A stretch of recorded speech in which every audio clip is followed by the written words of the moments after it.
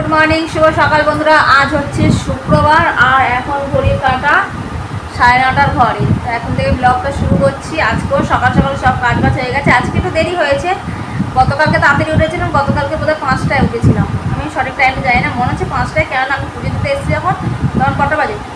7:30 বাজে। 7:30, 7:15-20 মতন এরকম বেজেছিল। আর আজকে পুজো দিয়ে উঠেছি তখন বাজে হচ্ছে 9টা না 9:45 মতন বাজে।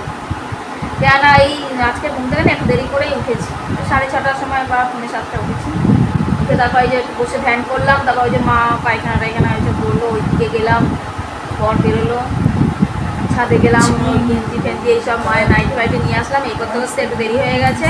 এদিকে আধা ঘন্টার সময় চলে গেল। তারপরে আবার নিচে আজকে গেছি, নিচে আগে গিয়ে পুরো উঠানটাকে ধুয়ে এসেছি। তারপরে এসে ঘরের কাজগুলো করেছি, উঠানগুলো ধুয়ে রেখে একবারে জল নিয়ে এসেছি ঘর মোছা। ঘর মুছে তারপরে গেছি রান্নাঘরে। আজকে রান্নাঘরে গিয়ে আগে গ্যাস সার্ভ দিয়ে পরিষ্কার করলাম, করে তারপরে করেছি। বাসনগুলো মেজে, অনেক বাসন ছিল, বাপরে বাপ কত বাসন। এই সকালে টিফিন দিয়ে বাসনগুলো সব মেজে নিই, রান্নার যে টুকুটেকি বাসনগুলো বেরোয় সেগুলোও মেজে নিই। তারপরে যে এত বাসন কোথা থেকে আসে বুঝে পাই না। বাসন মাছ দিয়ে তখন বুঝতে পারি বাবা মনে হচ্ছে যত রান্নাঘরে যত বাসন সবই যেন এটো হয়ে গেছে। আর আমার চা খাওয়া হয়ে গেছে না। ওদিকে তরকাটা মানে প্রেশারে দিয়ে এসেছি, সিটিও হয়ে গেছে, ওটা বন্ধ করে দিয়ে এসেছি। 3-4টে সিটি মেরে বন্ধ করে দিয়েছি, কেননা কালকে সে দুপুর থেকে ভিজছি, ওটা ঘেটে গেছে মনে হচ্ছে। আটা মাখা হয়ে গেছে, আটা মেখে ঢাকা চাপা দিয়ে এসেছি, নরম হয়ে যাবে। গিয়ে খালি ওই যে তরকাটা করবো, পেঁয়াজ কাটবো আর রুটি করবো, তারপরে রান্নাবান্নার হাত দেবো পরে। আর মায়েরও চা খাওয়া হয়ে গেছে, ওখানে বসে সঙ্গে ধ্যান করছে। মেয়ে ঘুমিয়ে আমার দিকে তাকিয়ে আছে, আর ছেলের পাশে বসে আছে। আজকে কারেন্টটা যেন মরেছে। সকালবেলা তখন গেল আধা ঘন্টা 1.5 ঘন্টার মতো, আবার চলে গেছে। আবার কখন আসলে তার ঠিক নেই। ভাবিস পাম্পটা খালি চালিয়ে নিয়েছি আমি। আর এখানে তরকার জন্য এই যে তেলে পেঁয়াজ, রসুন, টমেটো, কাঁচা লঙ্কা কুচি দিয়ে ভালো করে একটু ভাজা করব। তারপর আদা রসুনের যে পেস্টটা আছে ওই পেস্টটা দিয়ে দেবো। আর এখানে তরকারিটা আমার ভালো সেদ্ধ হয়ে গেছে, কিন্তু তরকারিটা একটু তাকিয়ে আছে, কেন কি জানি। দেখো অন্য সময় তরকা করি পুরো ঘেটে হয়ে যায়, দেখো তাকিয়ে রয়েছে। খেতে কীরকম লাগে বুঝতে পারছেন নাকি আর একটা সিটি মারবো, কিন্তু হাত দিয়ে করছি যখন, তখন দেখছি টিপে দেখছি এঁটে গেছে।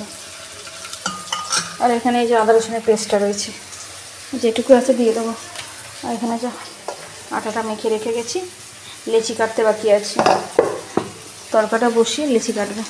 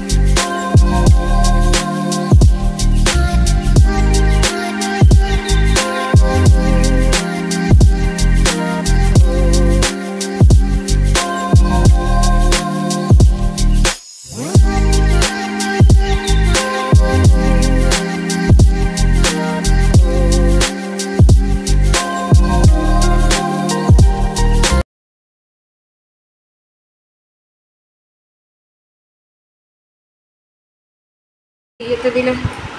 এখানে দেখো দেশ থেকে নিয়ে এসছে পুঁই শাক, এই যে আমার মামার গাছের পুঁই শাক, দেখো মোটা মোটা ছিলে, দেখো পাতাগুলো দেখলে তোমরা বুঝতে পারবে কি মোটা মোটা পুঁই শাক। এ দেখো একটা একটা পাতা দেখো এত বড় বড়। আর এখানে হচ্ছে এই যে মামাদের গাছের আম কেটে দিয়েছি, আর 3-4টে রয়েছে সেগুলো কাঁচা কাঁচা। আর এখানে কিছু সবজি বাজার করেছি, টমেটো রয়েছে, লঙ্কা রয়েছে, কুমড়ো রয়েছে, আর রয়েছে আদা। আর এখানে সব নিয়ে চলে এসেছি।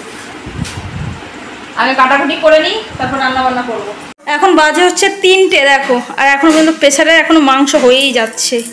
এই দেশি মুরগি রেডি হয়ে যাচ্ছে এক জ্বালা। এমনি 9টা সিটি মেরেছিলাম, তারপর আবার কষিয়ে টষিয়ে দিয়েছি, এখনও সিটি পড়ছে না, একদম আস্তে করে দিয়েছি। দেখো অনেকক্ষণ রেখেছি বসে, আমার 15-20 মিনিট হয়ে গেছে, এখনও সিটি পড়ার নাম নেই। সিটিটা পড়লে আবার ঝোলটা টানাতে হবে, দেখি সে আর পরে কোথায়। আর আমার আজকে সারাদিন চুল ফুলও আঁচড়ানোর সময় পাইনি, 10 মিনিট একটু রেস্ট নিয়েছি, তার একটু বন্ধুর সাথে গেজাতে গেজাতে সময় চলে গেছে। তাই চুলটা যে ঠিক করবো সেও সময় পেলাম না, সকাল থেকে এক নাগাড়া হয়েই যাচ্ছে, আর ভালো লাগছে না আমার। ভাবলাম কটা জামা কাপড় কাচবো, সকালবেলা ওইদিকে কাজগুলো সব সেরে নিচ্ছি, কাছাকুচির দিকে যাওয়া যাচ্ছে না। আমাদের নিচে কল করে আবার ভাড়িয়ারা, ওরা সকালবেলা ওরা বেরোয়, ওরা চান দান করে, তো ওই জন্য আমি আর তখন ওখানটা ঢুকি না।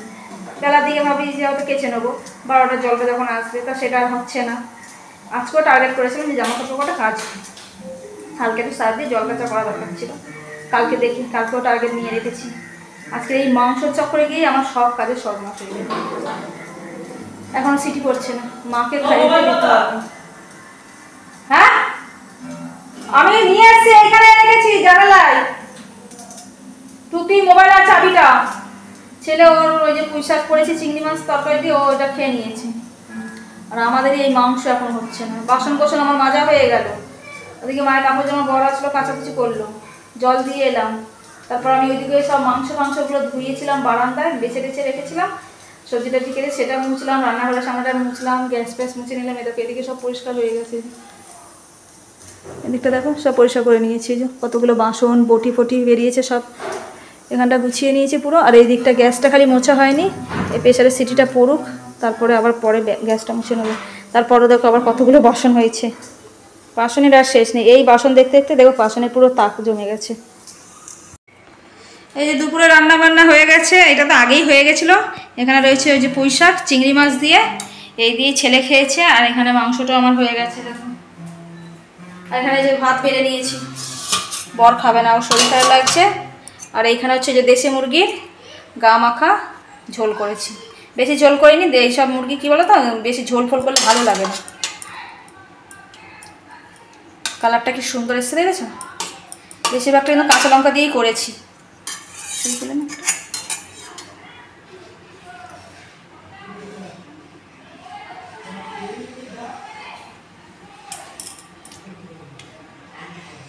মা খাবে, বর খাবে না, ওর শরীর খারাপ লাগছে। আর আমি খাবো, আমি অল্প একটু ভাত নিয়েছি, চিংড়ি মাছের তরকারি দিয়ে খাবো। আমি এখন এই মাংস তরকারি খাবো না, আর মেয়ে খাবে। এই সব ভাত বেড়ে নিয়েছি, চলো এবার খাওয়া শুরু করি, অনেক বেলা হয়ে গেছে।